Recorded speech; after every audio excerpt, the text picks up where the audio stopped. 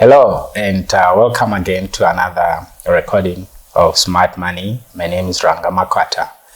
I'm sure you have enjoyed the other recordings that we've done in the past, and we're hoping that as we move into the deeper issues about markets, if you have got any questions or feedback that we have, please get in touch. So on this recording, I'm just going to discuss some very basic issues that you also need to know. So right now we are at the peak of the reporting season. By the reporting season, I mean the time that listed companies are reporting their financials to the public. So there's just some very basic things that I want you to take note of before we delve into the more sophisticated stuff involving valuation, financial analysis, and things like that. So today I just want to talk about dividends announcement. That's remember, when you started, you're saying when you're investing, you are interested in a share, one that pays a dividend, and a share that has got prospects for capital growth. So that is what we want to discuss, in particular the whole issue about dividends, because as an investor, that is one of the reasons for you to actually invest on the market. So few things that you need to just know, though, that generally when you look at the share price, it's expected that it should reflect the information that that will be reflected in your financials. So the market's role is to be looking for information, and that information, as it comes through, it's filtered or it's incorporated into the share price. So generally, dividends and all financial market-related information that comes, there is an anticipation that usually people have of those, and that anticipation you see it reflected in the share prices. So I just wanted you to know some very, very basic things that much as results are important, they generally are discounted into the share price ahead of time.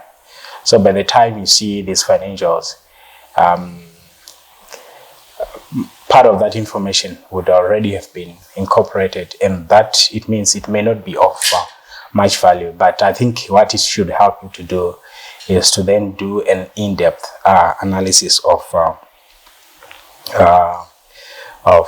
your company. So generally, your traders who start trading or buying ahead of the reported numbers, and usually professional investors or professional investment houses are always on the lookout for information which they try and incorporate ahead of its announcement. So where do they get this information? It's based on the rumors. People are sharing rumors. There's also expectation and historical records. So usually, amongst professionals, they want to talk about this term they call market intelligence.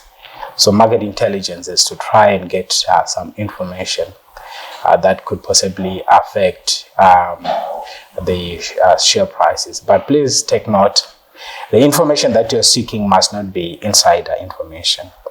By insider information, we mean that information that is of a material nature, but is not public.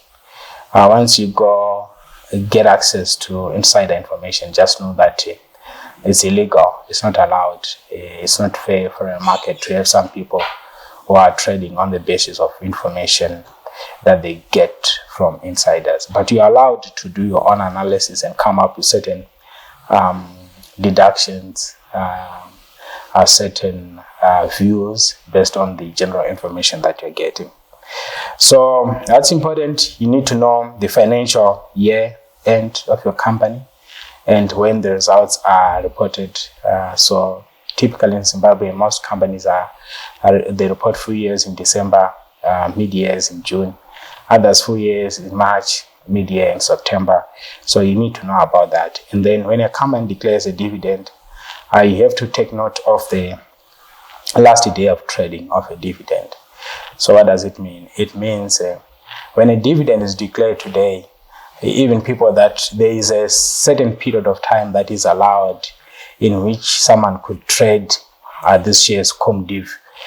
Cum div means when you buy it, you still are eligible to get the dividend. But beyond the last day of trading, you won't be able to get the dividend. So for example, an announcement can be made today of company A has declared a dividend, and the last day of trading will be, say, the 20th of June.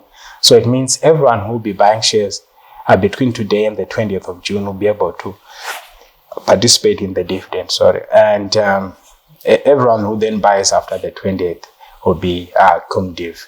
So it's always important. That also affects the pricing. Usually when shares are trading cum div, the price tend to incorporate that. Beyond a dividend, the ex-div pricing could be much lower than that. And it's important also to relate the dividend to the share price. I'm sure it's a metric that we'll look at in depth called dividend yield, and say, okay, as a percentage of the price, how much is the dividend I'm getting? That just tells you if your return you're getting is commensurate. But obviously, just know that return incorporates the dividend and also the capital gains. So this is just to get you started on a general scale. Even as we approach, as we are in this year end, if the company that you're investing in has declared a dividend, make sure you take note of the last day of trading. If you want to participate in the dividend, you then avoid selling the shares before the last day of trading, because if you sell them, then the rights of receiving those dividends will then pass on to the next person. So thanks so much. Please remember to like our Facebook page, and also to subscribe to our YouTube channels. And more importantly, your feedback is most welcome, because going forward, besides the prepared material that I have, I would want to be responding to the questions that you have and be answering burning issues that you have concerning the market. Otherwise, thank you very much for tuning in. Thank you very much for watching.